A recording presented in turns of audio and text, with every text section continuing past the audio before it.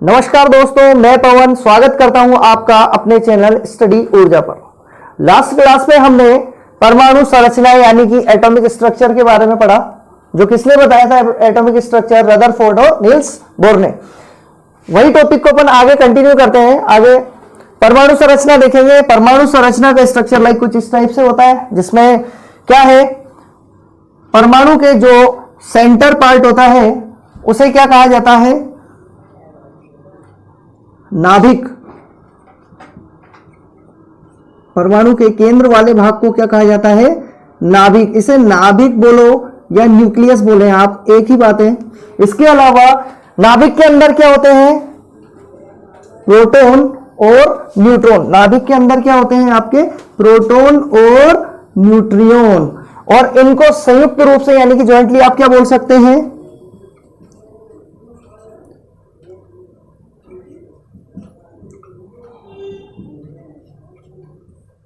Nucleons. नाभिक के बाहर ये अलग अलग कक्षाएं, इन कक्षाओं को आप क्या बोलते हैं?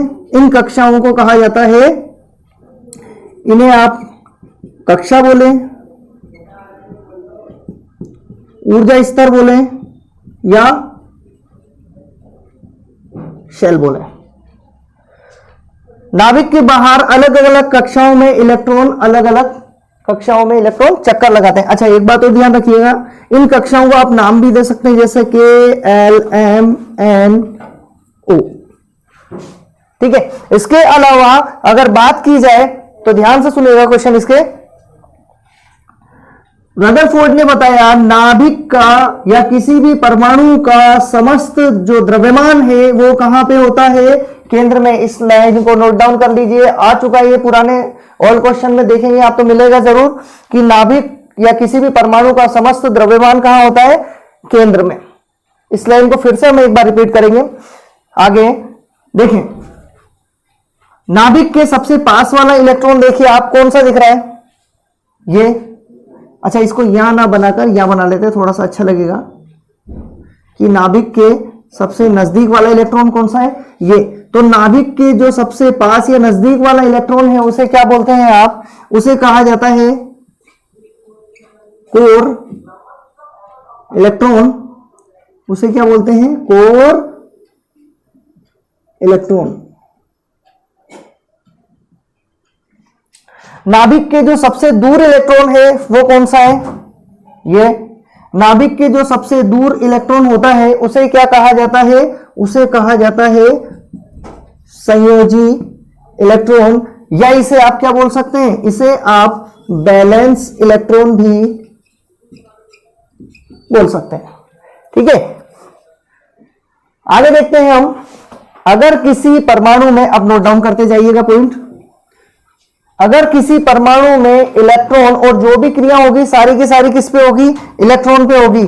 क्योंकि कल ही हमने देखा था कि परमाणु के लिए अपन ने एक पॉइंट लिखा था कि परमाणु में जो प्रोटॉन होता है वो एक स्थायी कण है, मतलब परमानेंट है। उसकी जो संख्या है कभी चेंज नहीं होती है। मान लीजिए किसी भी परमाणु में क्या है, 2 प्रोटॉन है तो 2 ही रहेंगे, किसी में 3 है तो 3 ही रहेंगे, और किसी में 10 है तो 10 ही रहेंगे। मतलब चेंज किसमें नहीं आता? प्रोटॉन की संख्या में। इस पॉइंट का ध्यान रखिएगा।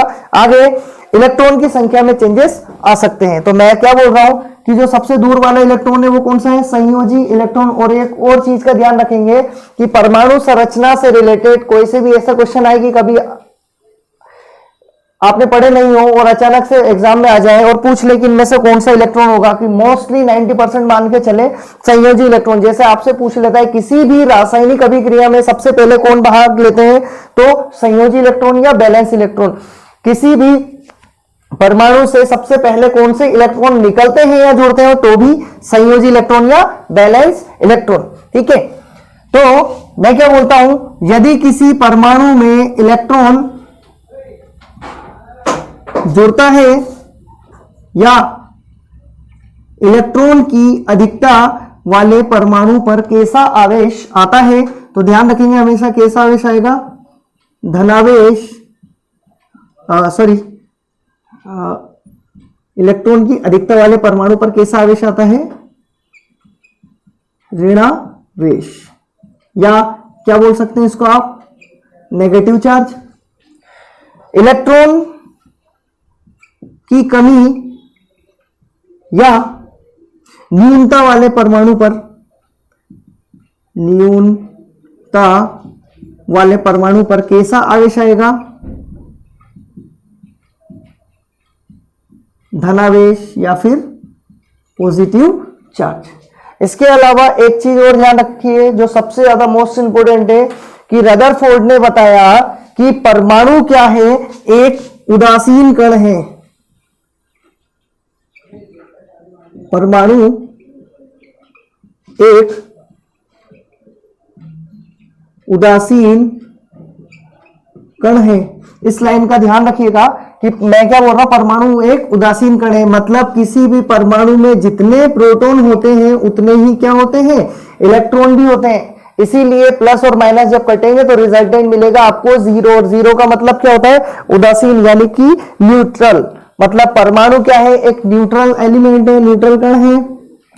आगे बात क्या बोली अपन ने? कक्षा को क्या बोलते हैं आप? ऊर्जा स्तर भी बोल सकते हैं। ऊर्जा मतलब ये क्या करेगा? ऊर्जा के बारे में बताएगा कि कौन से इलेक्ट्रॉन के पास कितनी ऊर्जा है। तो ध्यान रखिएगा, परमाणु नाभिक के, परमाणु में इलेक्ट्रॉन है जो नाभिक के चारों ओर चक्कर लगाते हैं। इलेक्ट्रॉन की बात करें जो सबसे दूर है नाभिक से, वो कौन सा इलेक्ट्रॉन? संयोजी इलेक्ट्रॉन। तो सबसे ज्यादा ऊर्जा होगी वो भी किसकी होगी? संयोजी इलेक्ट्रॉन की। तो पूछ लेगा आपसे, क्वेश्चन बन सकता है कि किसी भी परमाणु में इलेक्ट्रॉन में किसकी ऊर्जा सबसे ज्यादा होती है? तो हमेशा संयोजी इलेक्ट्रॉन की ऊर्जा सबसे ज्यादा या सर्वाधिक होती है। और सबसे कम ऊर्जा वाला परमाणु कौन सा होता है? वो है आपका कोर इलेक्ट्रॉन। तो यहां तक की बात आपके समझ में आ गई होगी। फिर से समझ लेते हैं एक बार कि इस टाइप का कोई परमाणु का स्ट्रक्चर हो सकता है, किसी भी एलिमेंट के लिए बोल सकते हैं आप। तो परमाणु में एक नाभिक होगा, नाभिक को आप क्या बोल सकते हैं? न्यूक्लियस बोल सकते हैं। और नाभिक में क्या होंगे? प्रोटॉन और न्यूट्रॉन, जिनको संयुक्त रूप से आप क्या बोल सकते हैं? न्यूक्लियॉन्स भी बोल सकते हैं। इसके अलावा नाभिक के बाहर जो ये राउंड दिख रहे हैं, ये क्या कहलाते हैं? आपके क्लासेस, यानी कि कक्षाएं। इन कक्षाओं को आप कक्षा बोले, ऊर्जा स्तर बोले या शेल बोले, ठीक है। नाम भी दे सकते हैं आप इन कक्षाओं को, के, एल, एम, एन, ओ आदि से इनके नाम दे सकते हैं। अगला ऊर्जा की बात की जाए तो इसमें ऊर्जा से पहले आप देखें कि जो नाभिक के सबसे दूर इलेक्ट्रॉन है उसको क्या बोलते हैं आप? संयोजी इलेक्ट्रॉन या बैलेंस इलेक्ट्रॉन। और इसकी ऊर्जा भी क्या होगी? सबसे ज्यादा होगी। और जो नाभिक के सबसे पास वाला इलेक्ट्रॉन है वो कौन सा है? Core electron. और इसकी ऊर्जा क्या होगी? सबसे कम होगी। इसके अलावा यदि किसी परमाणु में इलेक्ट्रॉन जुड़ता है या अधिकता आती है तो कैसा आवेश आएगा? ऋणावेश या नेगेटिव चार्ज बोल सकते हैं। और अगर इलेक्ट्रॉन की कमी है या न्यूनता है तो उस पर कैसा आवेश आएगा? धनावेश या पॉजिटिव चार्ज आएगा। आगे चलिए आगे एक और चीज समझ लेते हैं, इसी में टॉपिक डालें आप।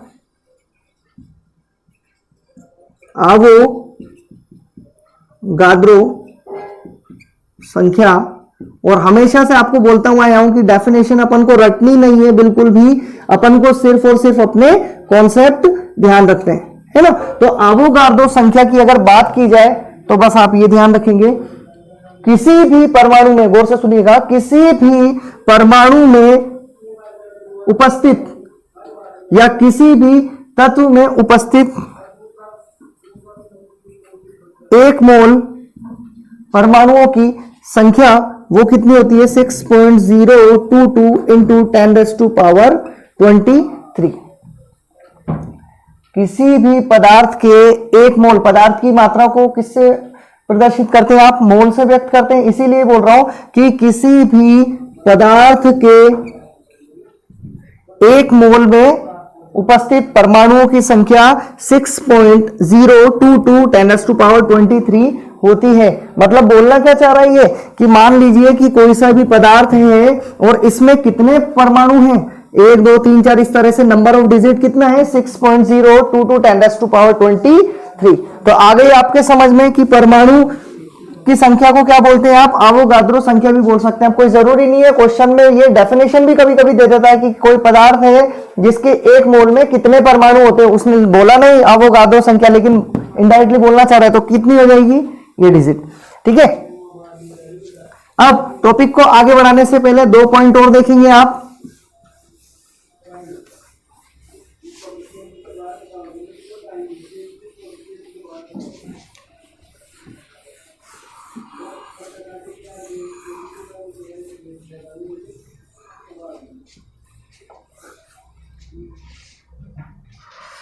मान लीजिए कोई भी परमाणु है किसी भी तत्व का, उसको हमेशा आप कैसे प्रदर्शित करेंगे, इस तरह से कि ये x कोई तत्व है, इसके अलावा ये आता है z और यहां पर आता है a बराबर n प्लस p। अब ये आप सब समझ जाएंगे धीरे धीरे कि हो क्या रहा है।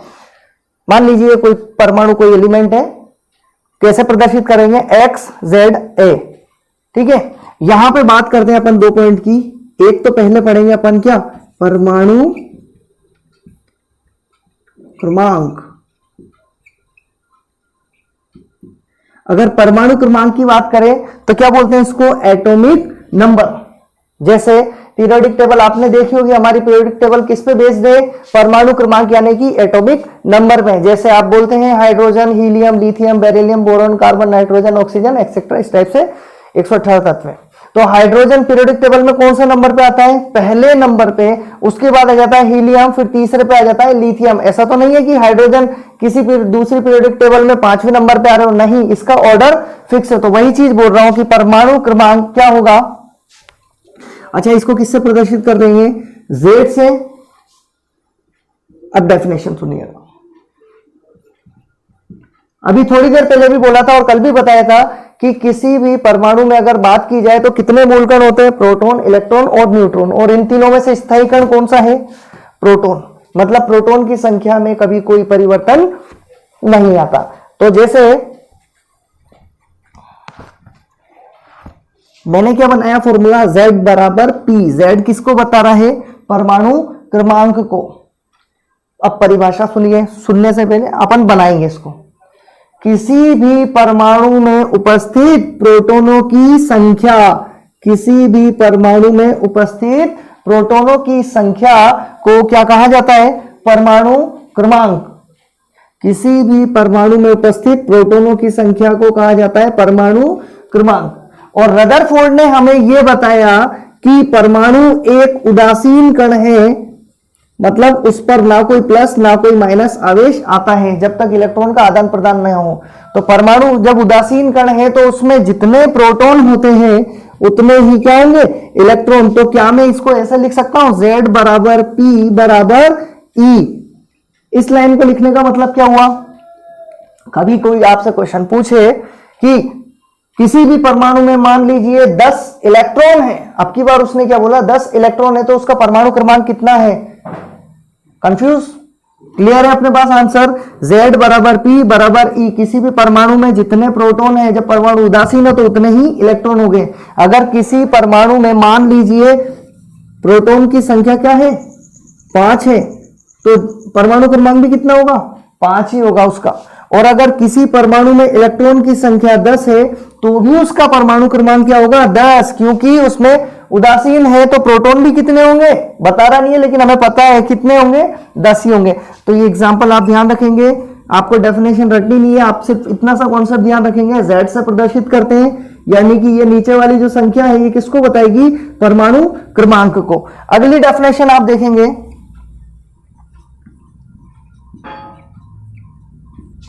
परमाणु भार, या फिर आप इसको बोल सकते हैं द्रव्यमान संख्या, या आप इसको मास नंबर भी बोल सकते हैं। परमाणु भार, द्रव्यमान संख्या या मास नंबर। देखिए शब्दों में सारा छुपा रहता है। रदरफोर्ड ने यह भी बताया अगर कोई परमाणु है तो उसके नाभिक में क्या होते हैं, न्यूट्रॉन और प्रोटॉन, और इनको संयुक्त रूप से कहा जाता है न्यूक्लियस। इसके अलावा यह भी बताया था कि कोई भी परमाणु या किसी भी परमाणु का समस्त जो द्रव्यमान है वो कहां होता है, केंद्र में होता है। और केंद्र में आप सब जानते हैं क्या होते हैं, केंद्र में प्रोटॉन होते हैं और न्यूट्रॉन होते हैं। बात समझ में आ गई। तो इसीलिए ही देखें आगे कि द्रव्यमान संख्या या मास नंबर को आप किससे डिनोट करते हैं, कैपिटल ए से। करना क्या है आपको, दोनों का योग।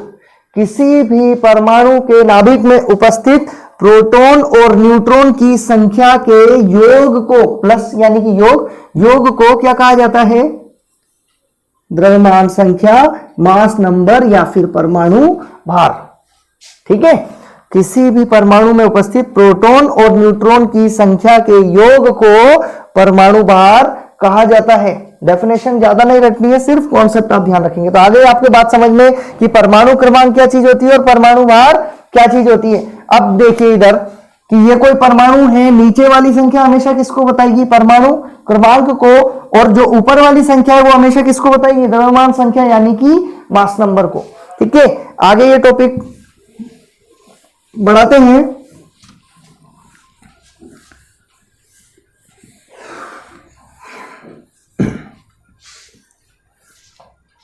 चलिए इधर अपन छोटा सा लिख लेते हैं इसको, Z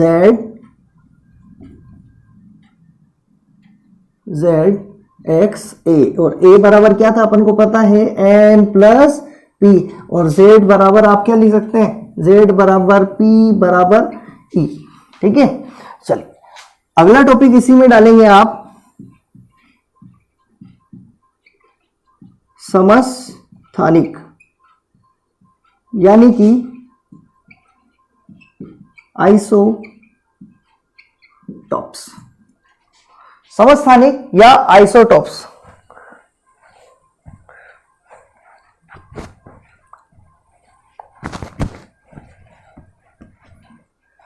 समस्थानिक देखो जैसा नाम है वही इसकी परिभाषा। समस्थानिक, स्थान यानी कि समान स्थान वाले, समान स्थान वाले मतलब क्या बनेगी डेफिनेशन?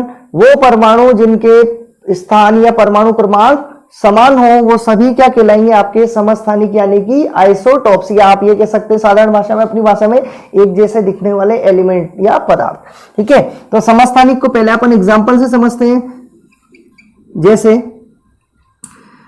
इसका एक बहुत ही अच्छा उदाहरण है, बहुत सी बार देखा होगा आपने, एग्जाम में भी आया हुआ है। हाइड्रोजन के समस्थानिक की बात करें तो हाइड्रोजन के कितने समस्थानिक होते हैं? 3। कौन कौन से? 1H1, इसके अलावा 1H2, इसके अलावा 1H3। ठीक है, 1H1, 1H2, 1H3 कितने समस्थानिक हो गए? ये भी हाइड्रोजन, ये भी हाइड्रोजन और ये भी हाइड्रोजन। आगे अगर 1H1 की बात करो तो इसका रासायनिक नाम क्या हो जाता है? इसका रासायनिक नाम है प्रोट्रियम। 1H2 का मतलब ड्यूटीरियम, और 1H3 का मतलब क्या हो जाएगा? ट्राइटीरियम। 1H1 की बात करें तो इसका जो साधारण नाम हो जाएगा वो क्या हो जाएगा? 1H1 को तो कहा जाता है साधारण हाइड्रोजन। 1H2 को आप क्या बोलते हैं? इसे कहा जाता है भारी हाइड्रोजन, और 1H3 को क्या बोलेंगे आप? रेडियो एक्टिव पदार्थ या तत्व। देखिए दिखने में एक जैसे लग रहे, ZXA, यहां पर भी देखिए ZXA, ZX और A। परिभाषा देखो यहां से बनेगी, नीचे वाली संख्या बताती है परमाणु क्रमांक को, यानी कि इसका भी परमाणु क्रमांक कितना? 1, इसका भी परमाणु क्रमांक कितना? 1, इसका भी परमाणु क्रमांक कितना? 1। और यही तो मैं बोल रहा हूं, वे पदार्थ जिनके परमाणु क्रमांक समान हो वो सभी क्या कहलाते हैं? आपके समस्थानिक यानी कि आइसोटॉप्स। ठीक है, अगर आपसे कभी इसमें पूछ ले कि प्रोटॉनों की संख्या कितनी है, या न्यूट्रॉन की संख्या कितनी है, या इलेक्ट्रॉन की संख्या कितनी है, तो आप बता सकते हैं आसानी से। चाहो तो आप निकाल के देख लीजिए। जैसे मान लीजिए इसमें प्रोटॉन की संख्या कितनी है? 1, यानी कि परमाणु क्रमांक कितना इसका? 1। तो इलेक्ट्रॉन की संख्या भी कितनी हो जाएगी? 1। इसी तरह से यहां चलेंगे तो इसमें भी क्या हो जाएगा? Z बराबर P बराबर E यानी कि 1, और यहां पर भी Z बराबर P बराबर E यानी कि 1। वेट की बात की जाए तो वेट का फॉर्मूला क्या है? A बराबर N प्लस P। A कितना है इसमें? 1, ऊपर वाली संख्या A को ही बता दी यानी कि मास नंबर को, नीचे वाली संख्या N हमें नहीं पता, और P किसको बता रहा है? ये रहा P। तो n की वैल्यू कितनी आ गई अपने पास, n बराबर 0। इसी तरह से a बराबर n प्लस p, तो यहां पर a कितना हो गया 2 और यहां n और यहां p कितना हो गया 1, यानी कि n की वैल्यू कितनी आ गई 1। इसके अलावा 1s3 में देखेंगे a बराबर n प्लस p और यहां पे 3n प्लस p, तो ये कितना हो गया n की वैल्यू 2। अब 1h1 में क्या है, n बराबर 0, 1h2 में n बराबर 1 और 1h3 में n बराबर 2 हो गया। तो दो टाइप की परिभाषा बना सकते हैं चाहे तो आप, एक तो वो कि परमाणु क्रमांक समान हो, परमाणु भार अलग अलग हो, तो क्या बोलेंगे इनको समस्थानिक। या दूसरी परिभाषा क्या बना सकते हैं आप कि वो पदार्थ या वो तत्व जिनमें क्या हो, प्रोटॉन और इलेक्ट्रॉन की संख्या तो समान हो लेकिन न्यूट्रॉन की संख्या अलग अलग हो, तो भी वो क्या कहलाते हैं आपके समस्थानिक कहलाते हैं, है ना। चलिए इसी से ही एक और बढ़िया सा क्वेश्चन निकालते हैं आप।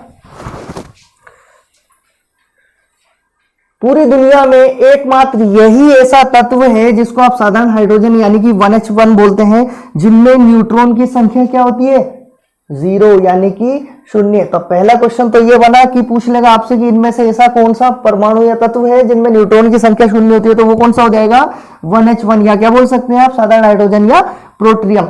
दूसरा क्वेश्चन ये कि पूरी प्रकृति का अगर कोई सबसे हल्का तत्व है तो वो सबसे हल्का तत्व भी कौन सा हो जाएगा, साधारण हाइड्रोजन ही हो जाएगा। ठीक है, तो आगे एक बात समझ में कि समस्थानिक क्या होते हैं आपके, और अगर कोई उदाहरण देखना चाहते हैं तो ये कार्बन के भी होते हैं 6c12 और 6c14। कार्बन कार्बन परमाणु क्रमांक समान है, परमाणु भार अलग अलग है, तो ये भी क्या है कार्बन के ही समस्थानिक है। और एक क्वेश्चन सबसे बढ़िया जो ध्यान रखेंगे आप, चाहो तो नोट डाल के लिख सकते हैं इसको, कि पूरी 118 तत्व या पूरी आवर्त सारणी में ऐसा कौन सा तत्व है जिनके समस्थानिक सबसे ज्यादा होते हैं, तो वो धातु है कौन सी, पोलोनियम। पोलोनियम धातु के सबसे ज्यादा 27 समस्थानिक प्रकृति में पाए जाते हैं। तो ये क्वेश्चन ध्यान रखेंगे। चलिए आगे बढ़ते हैं।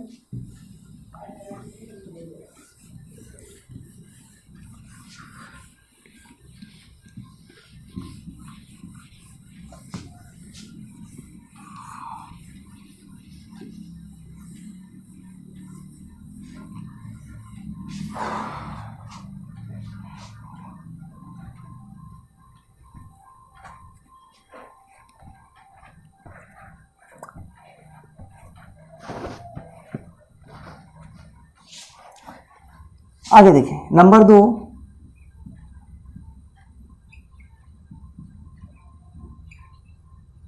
समभारित यानी कि आइसोबार्स। समभारित, भार यानी कि वेट, मतलब अब परिभाषा क्या बन जाएगी, वही शब्द में छुपी है। वे परमाणु जिनके परमाणु क्रमांक तो अलग अलग हो लेकिन परमाणु भार समान हो, वो सभी पदार्थ क्या कहलाएंगे आपके समभारित यानी कि आइसोबार। फॉर एग्जांपल जैसे बात करें अपन 7n14 और 6c14, दिख रहा है आपको। वे पदार्थ जिनके परमाणु क्रमांक तो क्या हो अलग अलग लेकिन परमाणु भार सेम हो, वो सभी पदार्थ क्या कहलाएंगे आपके समभारित पदार्थ कहलाते हैं। इसके अलावा जैसे कैल्शियम का आप ले सकते हैं,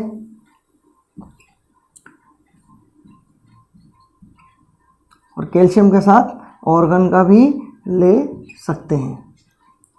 इसमें भी क्या हो रहा है, वही चीज कि परमाणु क्रमांक तो अलग अलग है लेकिन परमाणु भार आप देखेंगे तो क्या हो जाएंगे, समान हो जाएंगे। तो ये कैसे तत्व हो जाएंगे, समभारित तत्व हो जाएंगे। ठीक है, अब इसमें अगर प्रोटॉन की बात करें तो Z बराबर P बराबर E यानी कि 7, तो कितना हो जाएगा, A बराबर N प्लस P यानी कि 14 N और 7, ये हो गया N की वैल्यू 7। और यहां पर आएंगे तो Z बराबर P बराबर E यानी कि 6 और यहाँ करेंगे तो a बराबर n प्लस p, ये भी 14, n पता नहीं है हमें और p की वैल्यू कितनी आ जाएगी 6, यानी कि n बराबर 8। तो आराम से इलेक्ट्रॉन प्रोटॉन न्यूट्रॉन की अपन ने वैल्यू निकाल ली। इसी तरह से आप इनके लिए भी निकाल सकते हैं। इलेक्ट्रॉन प्रोटॉन न्यूट्रॉन किसी भी परमाणु के लिए दे दिया जाए तो आगे समझ में संभारित कि वे परमाणु या तत्व जिनके परमाणु क्रमांक तो क्या हो अलग अलग लेकिन परमाणु भार समान हो, तो वो सभी तत्व क्या कहलाएंगे, आपके संभारित कहलाते हैं। अगला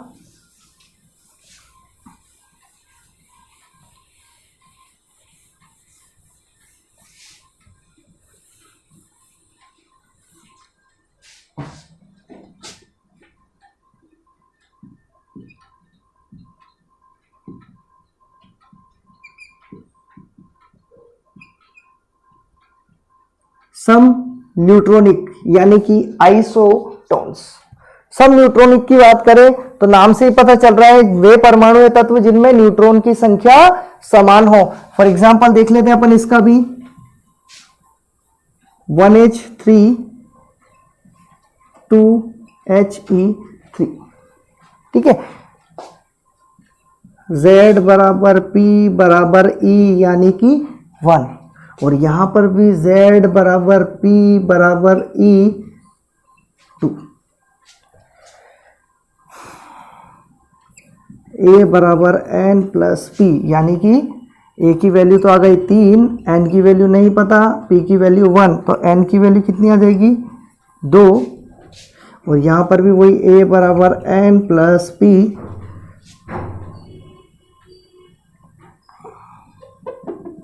एक सेकेंड, ये 4 और यहाँ पर n प्लस p यानी कि n बराबर कितना आ गया 2। वे तत्व जिनके क्या हो न्यूट्रॉनों की संख्या समान हो वो सभी तत्व क्या कहलाएंगे, आपके सम न्यूट्रॉनिक। तो ये सम न्यूट्रॉनिक की डेफिनेशन भी आपके समझ में आ गई।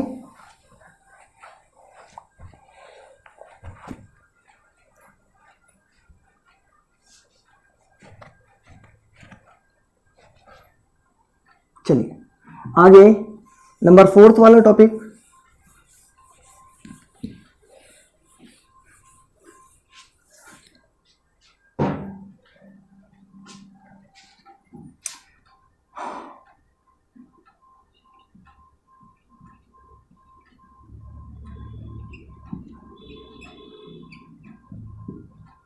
सम इलेक्ट्रॉनिक।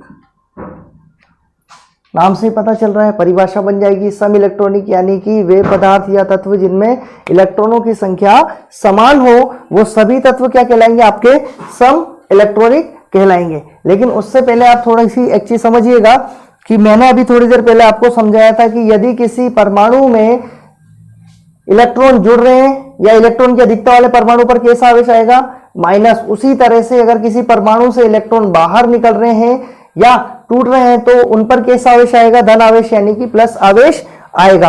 अब मान लीजिए मैं क्या बोल रहा हूं कि कोई परमाणु है उदासीन, ठीक है, तो जितने प्रोटॉन उतने ही इलेक्ट्रॉन, ऐसा ही होता है। लेकिन आपने कभी कभी ये देखा होगा जैसे ऑक्सीजन पे यूं लगा देते हैं आप -O, तो ये क्या है, आवेश लग गया।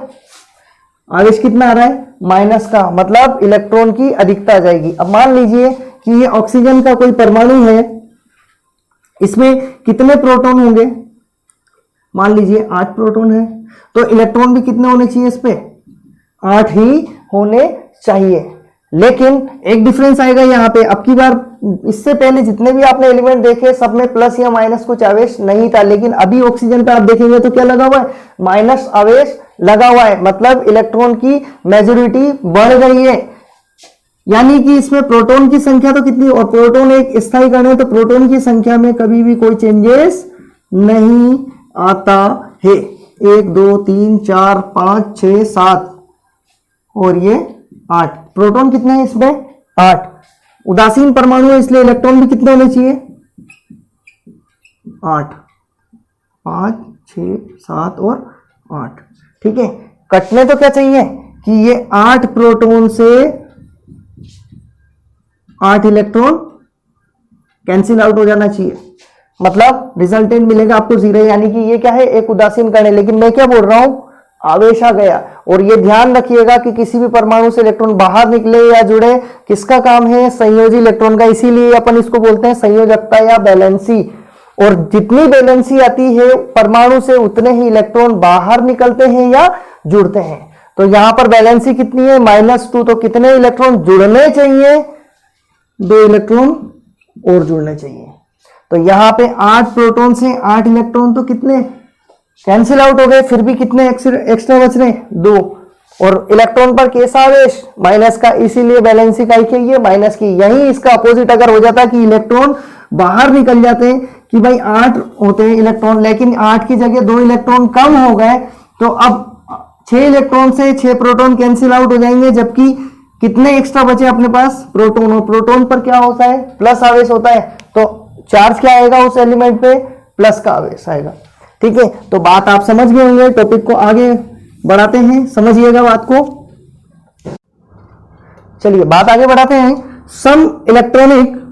सम इलेक्ट्रॉनिक मतलब वे तत्व जिनमें इलेक्ट्रॉनों की संख्या समान हो। एग्जांपल से अपन इसको समझते हैं बात को। जैसे सोडियम का कोई एलिमेंट है, बैलेंसी अपन को पता है +1 लगती है। और यहां पे अगर परमाणु क्रमांक की बात करें तो कितना है, 11। उसी तरह से मैग्नीशियम की बात करें तो मैग्नीशियम का परमाणु क्रमांक कितना है, 12। और बैलेंसी कितनी आती है, +2। ठीक है, अब अगर प्रोटॉन की बात करें तो प्रोटॉन तो कितने हैं इसमें, 11। तो परमाणु क्रमांक भी कितना, 11। और बिल्कुल सही बात है। और यहां पर भी परमाणु क्रमांक या प्रोटॉन की संख्या क्या है, 12 है।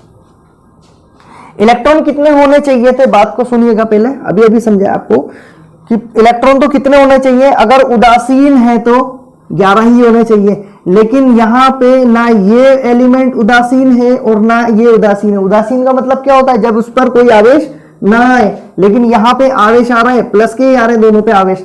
मतलब अभी अभी ये समझाया कि कितने इलेक्ट्रॉन बाहर निकलेंगे। भाई बाहर निकलेंगे जब भी तो इलेक्ट्रॉन की कमी आएगी, यानी कि प्रोटॉन की मेजॉरिटी बढ़ जाएगी, यानी कि प्लस आवेश आएगा। तो यहां पर दोनों एलिमेंट में से क्या करेंगे आप, इलेक्ट्रॉन में कमी लाएंगे। अब यहां कितना आवेश, प्लस का 1।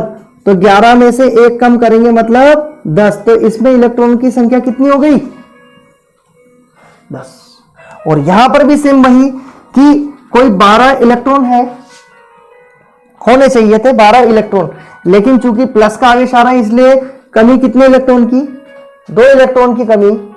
ठीक है, और 2 इलेक्ट्रॉन की कमी होगी तो 10 यहां पर बचते हैं। यानी कि यहां पर भी कितने इलेक्ट्रॉन इस एलिमेंट में, 10। तो 10 इसमें इलेक्ट्रॉन है और 10 ही इसमें। तो ये किस टाइप का तत्व हो गए, सम इलेक्ट्रॉनिक।